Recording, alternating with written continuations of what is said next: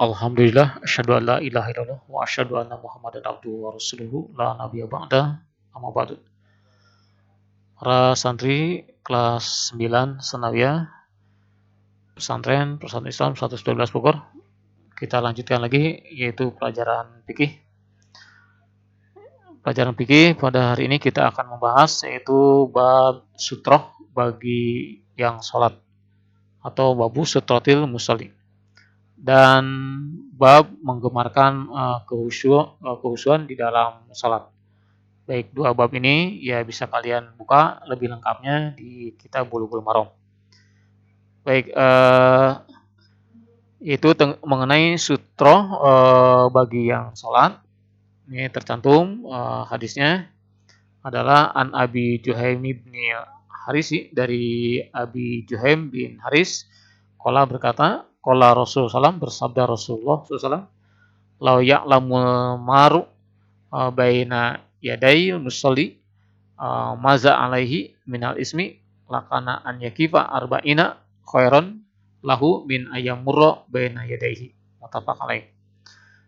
Dari Abu Juhaim bin Haris berkata, bersabda Rasulullah SAW, jika orang yang melintas di hadapan orang yang sholat itu tahu dosa yang akan menimpa dia, maka dia berdiri 40 hari lebih baik baginya daripada ia melintas di hadapannya, di hadapan orang yang sholat. Baik, jadi hadis ini menerangkan ini tidak boleh kita melintas atau berjalan di depan orang yang sedang sholat. Nah, hukumnya adalah dosa menurut hadis ini. Nah, jadi di mana ada orang yang sedang sholat, kita jangan melintas di depannya. Nah, kalaupun tidak bisa melintas, ya udah lebih baik diam saja, kata Nabi.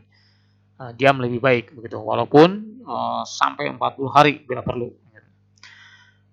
Baik, karena di sini ada keterangan orang yang seseorang tidak boleh melintas orang yang sedang sholat. Oleh karena itu, ya orang yang sholat sebaiknya ini membuat sutroh, gitu ya, membuat batasan tempat dia sholat, sehingga ya batasan tersebut ini menjadi tanda untuk orang lain supaya tidak terlewati, gitu ya. Baik, karena jadi orang lain tidak boleh melintas di depan orang yang sholat, maka orang yang sholat ya sebaiknya membuat sutroh, membuat pembatas di area tempat sholatnya itu. Baik, kemudian dari Sabroh bin Ma'bad al-Juhani berkata, bersabda Rasulullah, hendaklah bersutroh seseorang dari kamu di dalam sholat walaupun dengan anak panah. Baik, ini hadis ini menegaskan hadis yang pertama tadi, bahwa orang yang sedang sholat ya alangkah baiknya ya membuat sutroh, pembatas atau tanda tempat sujudnya. Baik, selanjutnya tadi itu bab tentang sutroh, dan yang selanjutnya kita akan masuk ke bab menggembarkan khusyuk di dalam sholat. Baik, hadis yang pertama yaitu an Abi Hurairah, dari Abi Hurairah, qala, ia berkata, naha Rasulullah SAW, melarang Rasulullah SAW, an yusalliya rajulu, ya seseorang sholat, yaitu tasiron, dengan tangan di pinggangnya, gitu ya, atau tulang pinggang. Baik, jadi karena sholat sudah jelas di saat berdiri, ya kita diperintahkan supaya menyimpan kedua tangan di atas perut. Maka selain itu Nabi melarangnya. Nah, termasuk juga menyimpan tangan di atas pinggang, ini sesuatu yang terlarang.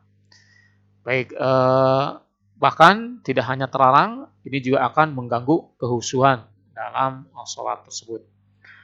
Baik, selanjutnya dari Anas, sesungguhnya Rasulullah SAW bersabda, apabila sudah disediakan makan malam, maka makanlah dia sebelum sholat maghrib. Baik, jadi sebelum sholat kalau memang ya makanan tersedia, ini silakan bisa dimakan dulu atau disantap dulu, gitu ya, dalam rangka untuk menjaga kehusuan sholat.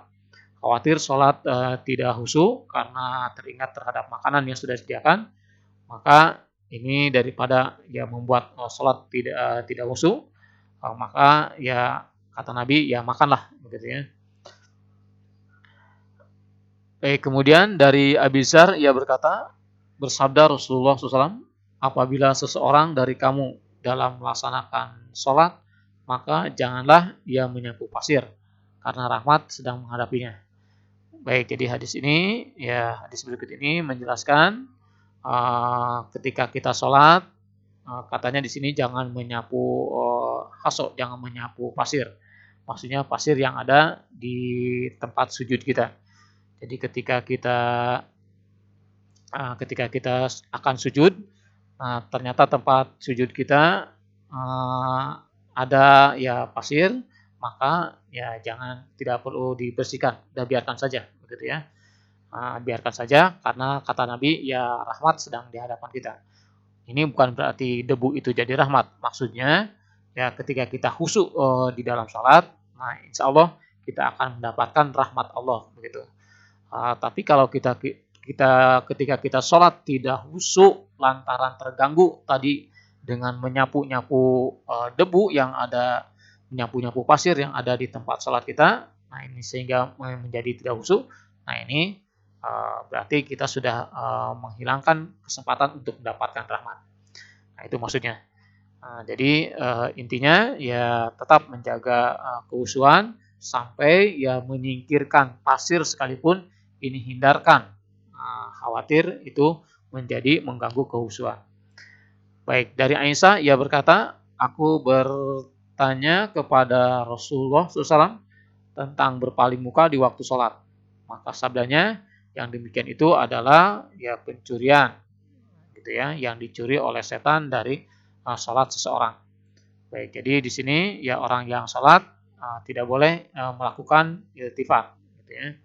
Tidak boleh memalingkan mukanya atau tengok ke kanan, ke kiri, ke belakang dan seterusnya. Jadi orang yang sholat ya harus fokus begitu ya, harus fokus ke depan. Nah, ini tidak boleh tengok-tengok ke kemanapun. Nah ini kata Nabi itu adalah kalau ada orang yang sholat tapi dia pandangannya melihat kemana-mana atau tengok-tengok ke kepalanya, maka itu berarti sudah dicuri oleh setan kekhusyuannya. Oleh karena itu ya tetap harus fokus. Baik, selanjutnya dari Anas ia berkata, bersabda Rasulullah SAW, apabila seseorang dari kamu melaksanakan sholat, maka ia sedang bermunajat kepada Tuhannya. Maka janganlah ia meludah ke depannya dan jangan pula ke kanannya, tetapi ke sebelah kirinya, ke bawah kaki. Baik, ini hadis ini menjelaskan bahwa seseorang yang sedang melakukan sholat, ini pada dasarnya, pada hakikatnya ia sedang munajat, sedang berhadapan, sedang memohon, sedang dialog dengan Allah. Begitu, oleh karena itu harus konsentrasi. Dan Nabi melarang jangan sampai meludah ke depan, ke kanan, gitu ya.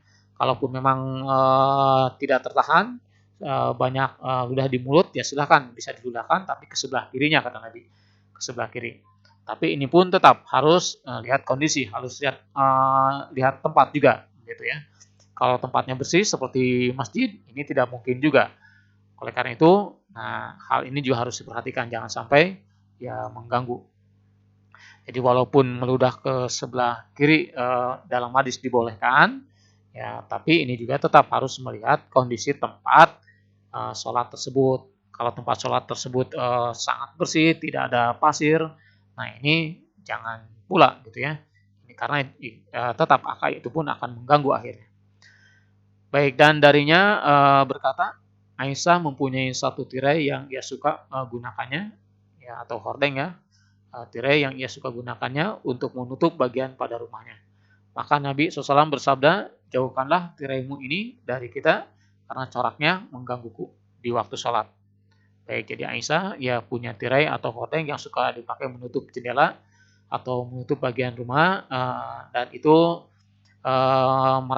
dirasakan oleh Nabi menjadi suka mengganggu.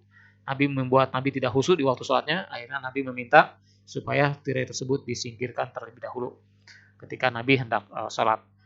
Baik, jadi intinya ketika kita hendak sholat, ya hindari segala hal yang bisa mengganggu. Ini dalam rangka menjaga kekhusyuan. Jadi sebetulnya tidak hanya tirai saja, kemudian tidak hanya urusan meludah saja, tidak hanya urusan membersihkan debu saja, segala sesuatu ya semuanya yang kira-kira menjadi bakal mengganggu di waktu sholat, maka itu hindari terlebih dahulu. Sehingga kita di dalam sholat benar-benar bisa menjaga kekhusyuan. Baik, dari Jabir bin Samurah berkata, bersabda Rasulullah, hendaklah berhenti orang-orang yang menegakkan pandangannya ke atas langit di waktu sholat, atau tidak akan kembali pandangan itu kepada mereka. Baik, jadi di sini hadis ini menjelaskan tentang larangan seseorang ketika sholat ini menenggakkan atau menengadahkan wajahnya ke langit atau pandangannya ke atas ya. Jadi tidak boleh di waktu sholat melihat ke atas atau menenggakkan pandangan ke atas. Nah, sehingga karena ada hadis larangan tidak boleh melihat ke atas, tidak boleh menenggakkan pandangan, maka akhirnya ada yang menyimpulkan berarti harus menunduk melihat ke tempat sujud katanya gitu. Baik, jadi intinya ini yang jelas bahwa di waktu sholat ini tidak boleh mata mengarah, pandangan mengarah ke atas. Baik, selanjutnya dan baginya dari Aisyah, ia berkata, bersabda Rasulullah SAW, janganlah sholat di hadapan makanan dan janganlah sholat ketika merasa dua gangguan. Gitu ya. Jadi baik di hadis ini ya Nabi melarang ya sholat di hadapan makanan.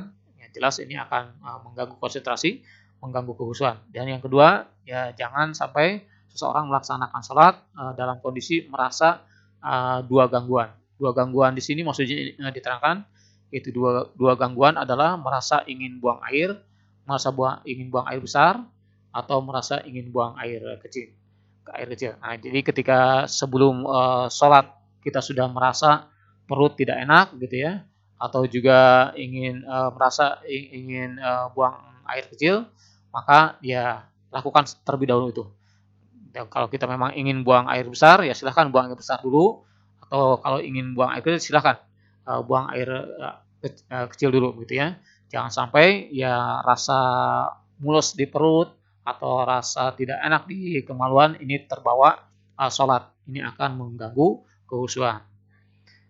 Baik, selanjutnya dari Abi Hurairah, sesungguhnya Nabi SAW bersabda, menguap itu dari gangguan setan.